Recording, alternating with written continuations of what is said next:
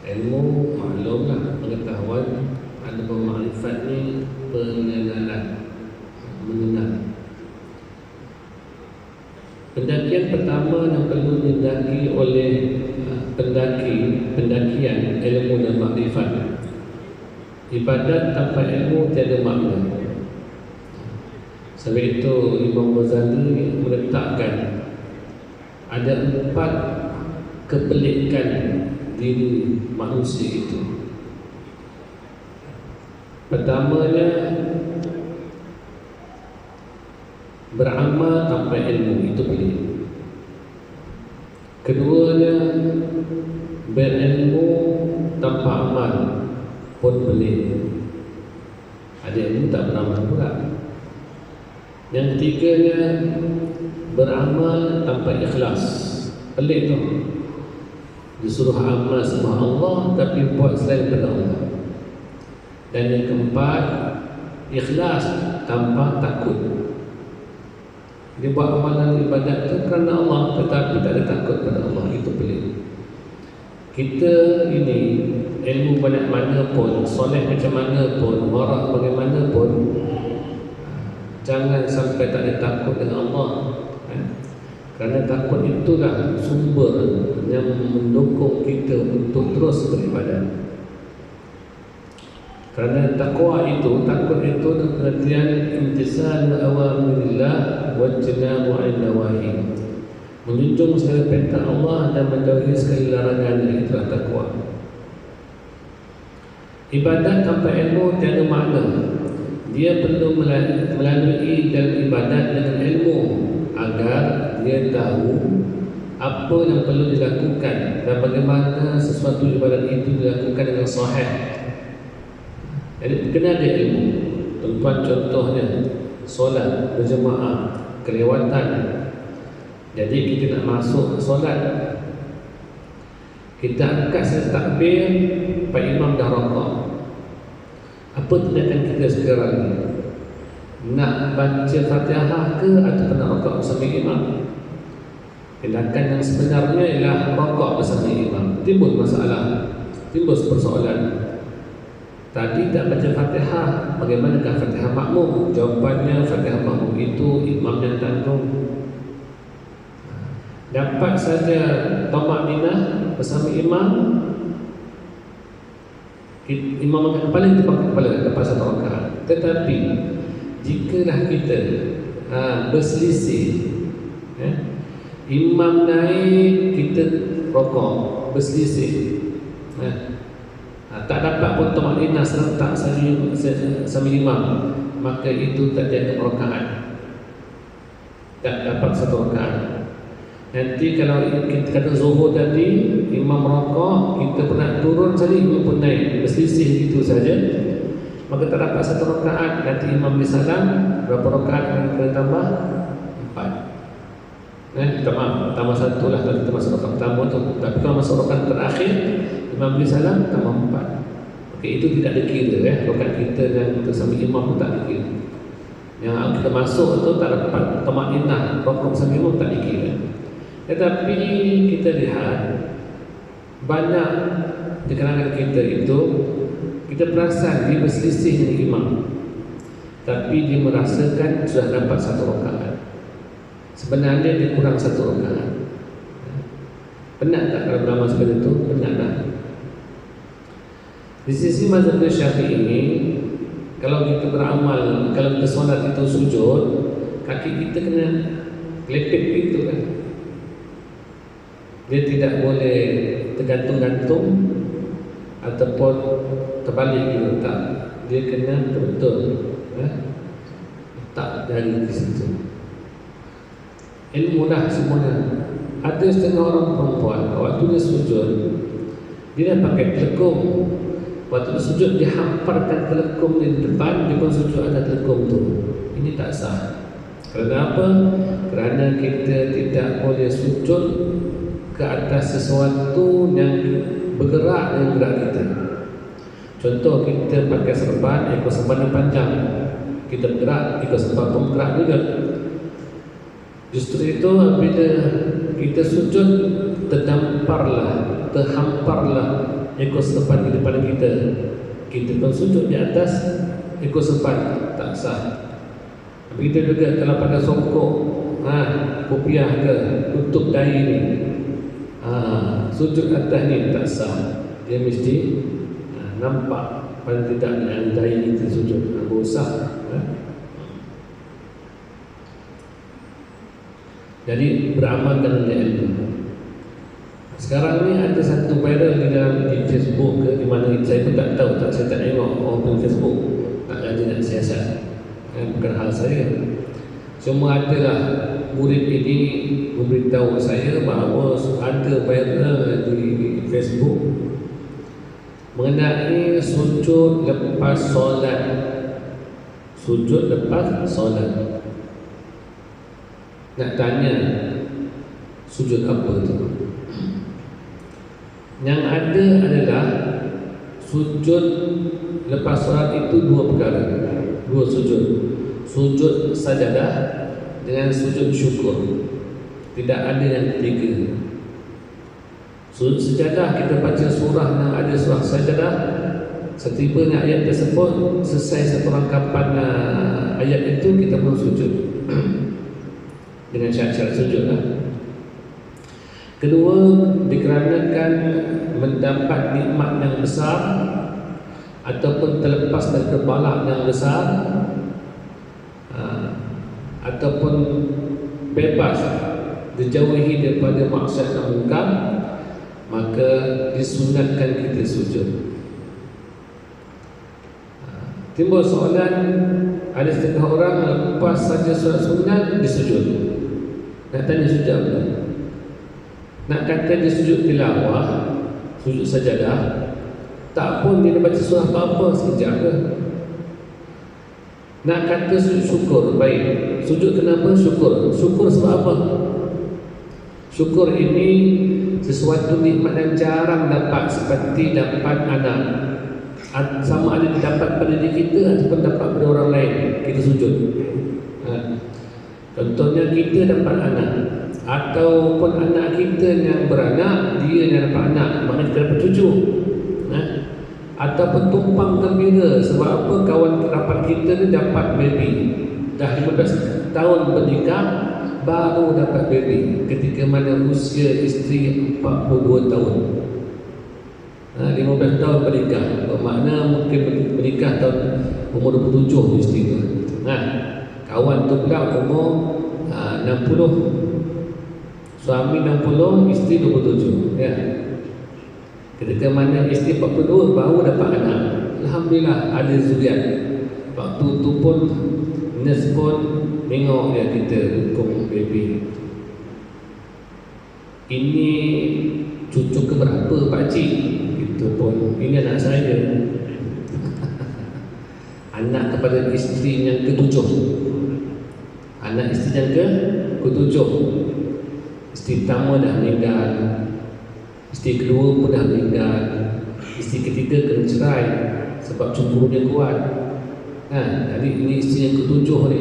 Masya Allah pakcik, rezeki sungguh. Pakcik umur berapa? Umur 90 dah. Macam mana gagah ni? Makan batu sauda, madu tualang, senaman hari-hari, tak makan minyak-minyak, tak makan kicap, sos, mayonis, tak sentuh dah.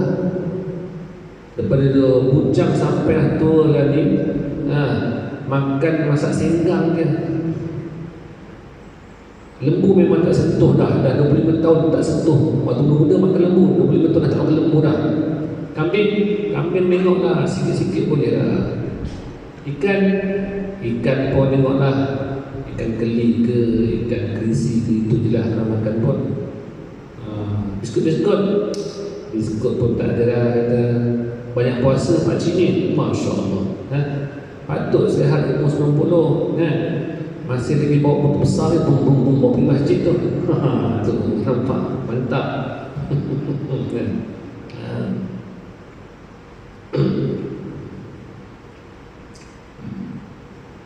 Baik. Jadi sujud syukur kerana apa? Dapat nikmat yang jarang dapat. Contoh bernikah dapat menikah. Sujud syukur. Sebab apa? Bukan tiap tahun menikah. Itu pun mungkin nikah kali pertama dan kali terakhir lah. Nikah itulah sekali nikah tu kata lagi nikah lah. Nah, pakai itulah satu pakai sampai habis. Selagi berjalan jalan lah. Goyang je lah. Jadi boleh menikah, sujud syukur. Tetapi ingat ya, sujud syukur tu kena ada syaratnya. Berwuduk, tutup aurat, ada kiblat, sujud dengan 7 anggota. Ya betul. Kalau rukun itu nanti ada niat, takbiratul ihram, perbuatan sujud, tumaninah, dan ketika sujud dan memberi salam. Itu. Tak bolehlah kita kadang-kadang lihat juga orang budak-budak muda ni, dia dah nikah, dia pergi balik tabir, dia salam dengan mak mentua, okey tak apa. Kemudian salam pula dengan isteri, pucukkan dahi dan apa semua tu, ajak isteri jom yang kita semayang sujud syukur. Wuduk dah batal tu. Wuduk dah batal. Itu termasuk jahil lah. Nikmat dan jarang mendatang dapat syukur. Yang keduanya balak dan terlepas. Contohnya kita kadang-kadang macam ini kan, kita bawa bas ataupun trailer seseorang. Ada orang bawa bas trailer, kita lalu depan ni tak nampak kan, lalu depan ni traffic light. Kena pula orang handphone satu lampu merah, handphone jam. Tak perasan ada kita duduk bawah depan dia, kita pun satu hal juga mencilok sana tu. Nak kejar sembahyang berjemaah katanya. Tiba-tiba nampak saya lampu hijau saja, trailer tu pun lepas tu pun dua jalan. Tu apa hal bawah ni? Langgar terus, ujunglah kita tu jatuh tengah-tengah. Kiri kanan kita tak payah basuh. Keluar belakang, hidup lagi. Sunat sujud syukur. Sebab apa? Terlepas daripada balak. Berlaku runtuhan, kita tengah berkempen kat bawah tu, tanah pun runtuh. Lepas 2 hari orang kali kita hidup lagi. Sunat sujud syukur. Sujud syukur kena tsunami, banjir besar kan, kita pun duduk atas pokok. Pengalaman saya 2014 pergi ke Kelantan, banjir besar dulu kan. Ingatkan nak bawa isteri bawa balik, rupa-rupanya tiba ke Kuala Kerai, air dah melintas sungai, dia tak pernah lepas ke Tanah Merah, terlepas. Dia duduk dalam rumah kawan saya. Kawan saya itu bapak dia kata, sini pengalaman aku tua-tua ke sini, barat ni je sehasta je kat tiang rumah tu dia. Habis tu dia tak ada dah. Tunggu sampai pukul 3 pagi, 3 malam, air dah makin berkenaan. Pakcik tu pun mengelak kembali. Tak pernah berlaku di sini. Panggil penyelamat pun datang bawa kami ke tempat yang tinggi di sekolah rendah Kuala Kerai tu. Mula-mula duduk dekat bawah, lepas tu naik tingkat atas. Kawan saya kata, dia bawa dia punya 4x4 dia. Daud, kamu ke mana? Saya dah bawa dari kita saya ke hotel, saya tidur ke hotel dia. Daud, ini dah teruk naik ni, kami nak berpindah. Rupanya dia pun pindah juga. Saya kata, jom lari ke sekolah. Jumpa kat sekolah. Keesokannya bangun pagi tengok kereta dah pada bumbung dah tenggelam di depan sekolah tu. Jadi pengalaman saya duduk sana seminggu lah, 7 hari duduk di mandir tu. Di kali itulah baru kita tengok Allah Akbar. Rumah bergerak. Maklumlah rumah kampung kat Kelantan ni, mungkin kita gali lubang sedekal, masuk luti, letak simen, itu rumah tu, naik rumah tu, dapat anak seterusnya rumah macam tu pun. Tu. Jadi kawan saya pun dia ada join NGO sebelum tu, Maka dia pun cuba dapatkan perahu daripada orang kampung, berdayunglah dia. Jumpalah orang-orang atasan yang duduk di atas tebing sana, boleh selamat lagi. Jadi dalam dia berbual-bual tu, ada orang cek, ada orang duduk di atas pokok kelapa sawit tu belum selamatkan. Kata penyelamat, macam mana keadaan dia? Alhamdulillah, dia berbaut di kelapa sawit. Tak apa, kami cari yang lain dulu. Sebab bermakna kalau dulu kat kelapa sawit tu, itu dah memang macam hotel 5 bintang tu. Kena selamatkan yang lain dulu. Pernah satu ketika waktu bateri belum habis lagi, kawan saya call penyelamat, minta tolong selamatkan kami. Kata penyelamat, kami sedang menyelamatkan diri. Dia punya markas base itu tenggelam. Jadi sebelum nak selamatkan orang, selamat diri sendiri lah dulu. Oh, boleh menyelamatkan orang lagi. Waktu banyak besar itu kenangan. Jadi kalau begitulah orang yang duduk kat kelapa sawit itu atau pokok kelapa sawit, saya sendiri lepas habis selesai saya baca, maka disunatkan syukur. Kenapa? Terlepas daripada bala. Dan yang ketiganya, jikalah ada orang buat maksiat, buat maksiat secara terang-terangan, kita tak tahu zaman kita akan datang, wallahu a'lam bissawab. Maksiat dah melanda, mungkin sebelah tempat kita lalu di masjid tu orang minum arak, orang berzina daripada depan mata kita, maka disunatkan kita sujud syukur. Sebab apa? Kerana apa? Bebas dan kerana terselamat daripada mungkar seperti itu. Sujud syukur kita. Ada kita tak tahu kan, nampak hari ni buka masjid, belajar apa? Belajar tasawuf. Besok tu tak tahu daripada perangai macam mana, bang terbiak macam mana, tak tahu kita ni. Jadi kena pula jumpa kawan-kawan nakal-nakal, dia kata jom kita pergi tu haknya misalnya tu, rehlah, piknik, rehat-rehat lah kita, isteri pun kat rumah pun tak ayah mana, jomlah kita jalan ke haknya misalnya, Pattaya ke mana. Ni makan nasi Pattaya dekat Malaysia tak sonok, kita makan kat sana nasi Pattaya kat Pattaya sana tu. Rupanya dia nak mencung ke lain. Kita pun astagfirullahaladzim kan. Kawan pun kata hidup ni sekali je, kalau salah taubat Allah Maha Pengampun. Pandai baca cakap gitu. Senang-senangnya je. Jadi rupanya kita pun rasa bersyukur sebab tak ikut kawan kita tu, sunat sujud syukur. Sebab apa? Terselamat daripada ikut kehendak nafsu bermaksiat. Dia perkara tu jarang-jarang berlaku, tetapi kalau lepas setiap kali sembahyang sujud, lepas sembahyang sujud, sujud apa? Sujud syukur. Kenapa sujud syukur tu? Kerana hari ini masih hidup lagi. Nikmat yang berterusan, dapat bernafas, dapat makan minum, dapat melihat, dapat berkata, dapat bergerak. Ini nikmat yang berterusan seperti ini tidak disunatkan untuk sujud syukur. Justru itu nak buat apa pun kena ada ilmu, ya.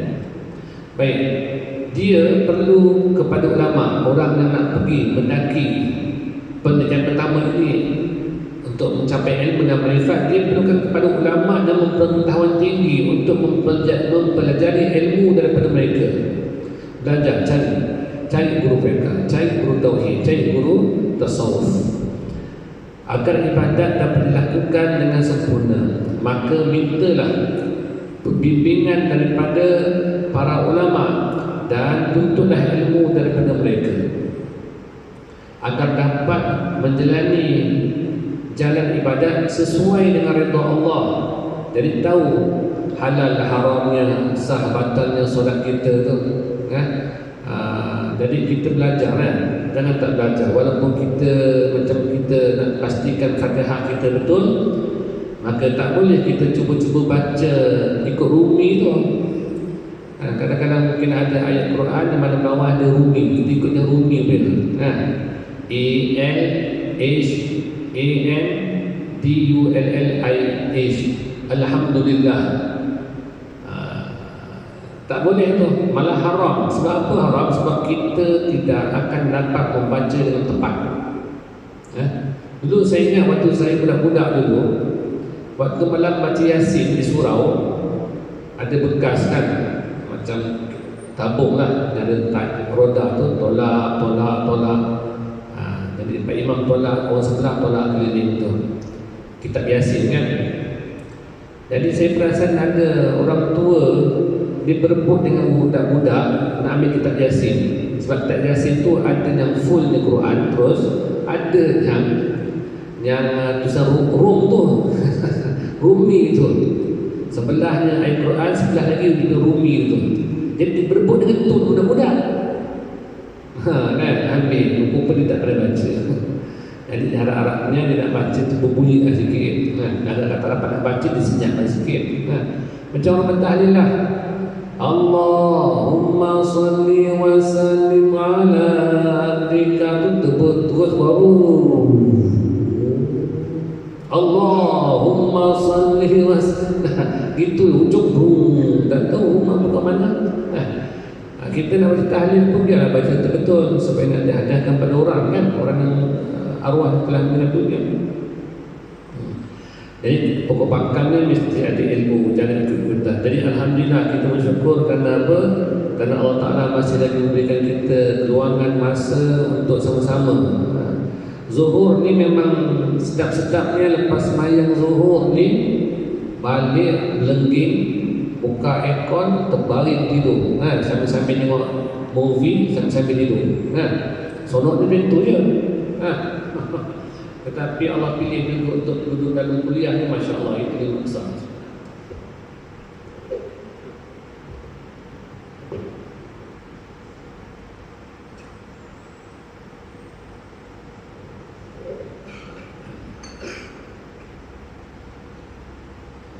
Maka mintalah bimbingan daripada para ulama dan tentulah ilmu kepada mereka agar dapat menjalani jalan ibadat sesuai dengan redha Allah. Semoga Allah Ta'ala memberi taufik atau petunjuk dalam menuju jalan ibadat dan ridha-Nya. Keutamaan ilmu berbanding ibadah. Namun ilmu perlu diutamakan berbanding ibadah, dan daripada sudut keutamaan ia disebabkan dua perkara, iaitu pertama, ilmu sebagai pedoman dan pemelihara ibadah. Kedua, ilmu yang bermanfaat, menumbuhkan rasa gerun kepada Allah. Itu dah memang tak dapat tidak. Siapa bertambah ilmu, dia akan bertambah gerun takut pada Allah. Itu disebut dalam Quran tu. Innama yakhshallaha min ibadihi ulama. Sesungguhnya orang yang takut kepada Allah adalah di kalangan orang-orang yang berilmu. Ulama itu adalah kalimah plural. Adapun singularnya itu ialah alim. Jadi ulama dia pluralnya alim-alim. Kena orang Melayu dia campur dulu sekali, gabungkan alim ulama. Tak apalah. Yang penting fahamlah kita ciri-ciri orang yang takut pada Allah itu adalah orang yang berilmu. Biar kita belajar dulu, tambahkan ilmu terus sebelum betul-betul nak jadi orang yang takut yang hakiki pada Allah Ta'ala. Dorongan menuntut ilmu. Firman Allah Ta'ala, a'udzu billahi minasyaitonir rajim, bismillahirrahmanirrahim. Allahu alladzi khalaqa sab'a samawati wa minal ardi mislahunna yatanazzalu al-amru bainahunna lita'lamu anna Allah 'ala kulli shay'in qadir wa anna Allah qad ahata bi kulli shay'in 'ilma. Sadaqallahul 'azim. Allah yang menciptakan 7 dalam langit dan ia menciptakan bumi seperti itu, seperti perintah Allah Ta'ala berlaku terus-terus di antara alam dan di antara alam langit dan bumi. Berlakunya demikian supaya kamu mengetahui bahawa sesungguhnya Allah Maha Kuasa atas tiap-tiap sesuatu, dan bahawa sesungguhnya Allah tetap meliputi ilmunya dalam tiap-tiap sesuatu. Dengan bantuan Allah melalui proses pengajiannya, dia mengetahui ilmu berkenaan kepercayaan dan keimanan, termasuk perkara ghaib yang dikenali sebagai ilmu tauhid ataupun ilmu akidah. Penting sangat ilmu ni, kerana ilmu inilah yang menentukan ibadat kita. Jika tauhid kita tersalah, akidah kita tersasar, maka itu akan merosakkan ibadat kita tak terima. Kerana di akhir-akhir ini banyak suara-suara yang didengar, dikarenakan mereka membaca ayat Quran dan faham secara zahirnya. Contoh ayat Ar-Rahmanu 'alal 'arsy istawa, Allah Ta'ala itu bersemayam ataupun duduk di atas arasy. Maka golongan yang memahamkan secara zahir ayat, mereka meletakkan keyakinan mereka bahawa Allah itu di atas. Dan dalil lain pula mereka mengatakan, apabila kita berdoa, kita menadah tangan itu menghadap di mana? Ke atas. Nak menunjukkan Allah itu di atas. Hujah lain lagi mengatakan dan sebahasa menyebutkan Allah itu turun ke kaki langit di ketika mana 2/3 malam mendengar hamba-Nya yang berdoa. Itu dalilnya Allah di atas.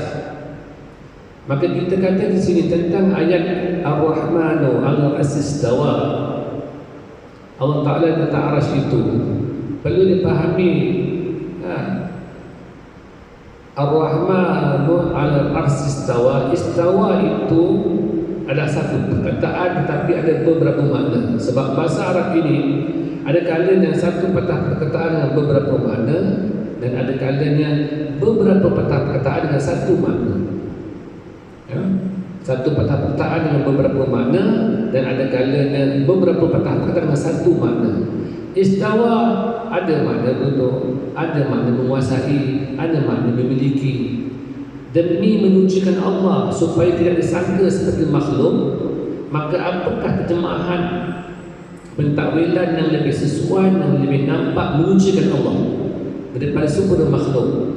Kalau kita kata duduk sempurna makhluk, tapi kalau menakluki, itu tak sempurna makhluk. Dia yang menakluk, dia yang berkuasa. Jadi Ar-Rahman al-Istawa, Allah Ta'ala lah yang menakluki ataupun memelihara ataupun menjagai arasy. Itu tepat sesuai dengan kekuasaan Allah SWT. Mengenai hujah yang mengatakan Allah itu di atas dengan mengatakan kita berdoa adab di atas, bagaimanakah pula ketika kita baca doa tolak balak, tangan kat mana? Pusing ke bawah. Bermakna kali itu Allah pun jatuhlah ke bawah sebab tangan kita ke bawah. Begitu ke? Tidak juga. Dan dikatakan dalam hadis Allah itu turun ke langit menerima hamba-hambanya yang berdoa. Kita kata di sini bukan Allah yang turun. Sebenarnya diterjemahkan rahmat Allah yang turun, yang melimpah pada orang yang bermalam. Atau dalam cerita lain, yang turun itu malaikat rahmat yang mendoakan, mengaminkan orang yang berdoa tengah malam. Bukan Allah yang bergerak daripada atas turun ke bawah, bukan. Macam kita lah bahasa kita kan. Menteri dia tak semestinya nak kena pergi ketuk rumah orang. Setiap satu pintu dia ketuk pergi bantuan. Dia sendiri yang bawa lori, bawa batu, bersihkan jalan, tolak dengan kita tolak tu, ratakan jalan, tar dia sendiri buat. Itu menteri dia tu. Itu bukan menteri. Itu raja. Itu bukan raja. Menteri itu atau raja itu dia cuma menghantarkan orang saja, utusan dia. Baik, aku hari itu dapat berita bahawa masjid Masjid Ampang Indah ni kapet dah lama nak tukar baru ni. Baik, pergi tukar. Jadi yang datang tu orang-orang sultan lah, orang-orang raja lah, orang-orang menteri yang datang betulkan ni. Itu pun sak orang lain. Biasalah kerja kita mensak je. Dapat kontrak, dapat projek, sak orang kan. Makan dulu 2 kaki dia makan. Jadi dah sak ke orang yang buat, bukan sultan. Tetapi kalau bahasa dia kata, dakwah kapal ni siapa beri? Raja yang beri. Siapa beri? YB yang beri. Begitu juga kita ni, kalau katakan dalam surah Allah turun ke langit, bukan Allah yang turun. Utusan Allah yang turun atau rahmat Allah yang dicucurkan kepada orang yang bangun malam. Barulah nampak hebat seorang pemimpin, raja yang memerintahkan rakyat dia, memerintahkan kepada menteri-menterinya untuk turun membantu rakyat. Itu kekuatan raja, hebat.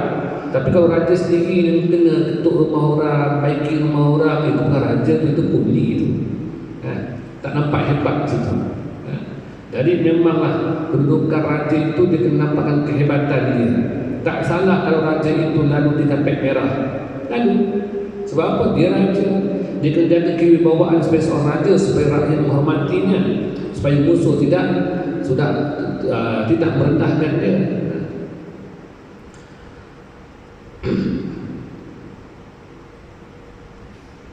Baik. Dia mengetahui perkara yang wajib diimani seperti para malaikat. Ini bab akidah tadi ya. Dan mengetahui bahawa adanya Allah dengan segenap sifat kesempurnaan dan ketuhanan. Baik, kita belajar ilmu sifat 20. Itu yang diajarkan sebuah metod pembelajaran untuk memudahkan orang awam faham mengenai Allah atau dalam ilmu belajar. Tetapi kita pada sifat 20 itu tidak boleh beriktikad Allah hanya memiliki 20 sifat sahaja, ataupun Allah hanya memiliki 99 sifat dikarenakan nama 99. Tidak. Wajib kita beriktikad bahawa Allah itu membersihkan sifat kesempurnaan, maha suci Allah bersifat-sifat kekurangan. Itu iktikad kita. Namun kenapa kita disuruh digalakkan membaca sifat 20? Kerana itulah metod pembelajaran. Kalau kita sebut pengajian sifat 20, dengar tu okeylah, setujulah nak pergi belajar. Tapi kalau dengar saja pengajian sifat 200, dengan 200 dan tahun nak belajar dengan 200 pun dah lemah dah. Macam kita lah, kita buka kitab baru, dapat buka kitab baru, okeylah insya-Allah lah, setahun khatam ni tak jadi. Setahun khatam insya-Allah. Tetapi kalau tukar kitab baru, kitabnya pun besar meja ni, tebal dia, macam mana? Bukan kata nak beli, nak duduk mendengar pun dah collect dah. Oh, kitab macam ni dua je, sama ada ustaz mati dulu ataupun murid mati dulu, tu je. Tak khatam lah kitab, memang tak khatam kitab. Secara saikonya ulama sebut belajar sifat 20 kerana itu asas tu untuk memahami keseluruhan sifat sempurna Allah Ta'ala. Jadi kena belajar sifat 20 tu. Dia mengetahui bahawa adanya Allah dengan segenap sifat kesempurnaan ketuhanannya. Begitu juga Rasulullah SAW yang menyampaikan risalah Islam kepadanya. Dia mengetahui perkara-perkara yang wajib diimani seperti para malaikat, para rasul, kitab diturunkan oleh Allah yang terdahulu dari akhirat dan hari akhirat dan segala yang berkaitan dengannya, seperti adanya hari perhitungan, timbangan amal, syurga, neraka dan sebagainya. Seseorang hamba itu mengetahui bahawa Allah Ta'ala adalah Tuhan yang menciptakan dirinya, lalu menyuruhnya agar mensyukuri nikmat-nikmat kurniaannya dengan melakukan ketaatan zahir dan batin kepadanya melalui jalan ibadat dan sifat kehambaan. Jadi apakah ciri-ciri orang yang bersyukur pada nikmat Allah Ta'ala? Ciri-cirinya adalah menjunjung perintah Allah dan menjauhi segala larangannya. Dia juga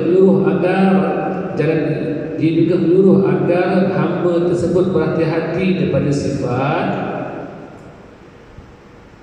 kekufuran dan maksiat. Buat kekufuran dan kemaksiatan.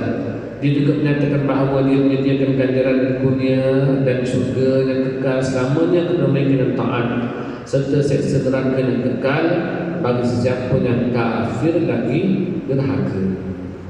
Itu janji Allah Ta'ala.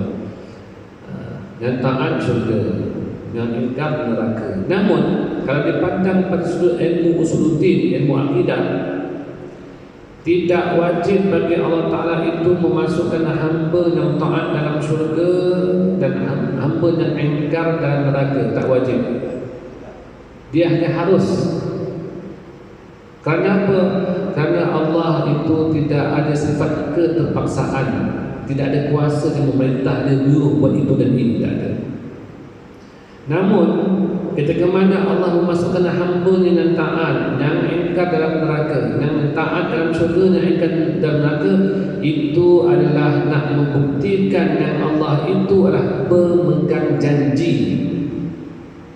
Dia berjanji Al-Quran nak masuk rotak dalam syurga, orang yang dalam neraka itu janji dia, maka dia melaksanakan janjinya. Dia sebagai penunai janji, tak pernah memungkiri janji. Namun tidak boleh pula kita beriktikad orang yang masuk syurga Allah terpaksa masukkan kerana ketaatan, orang yang masuk neraka terpaksa masukkan sebab kekufuran. Tidak, kerana Allah itu tidak ada sifat keterpaksaan. Jelas di situ ya.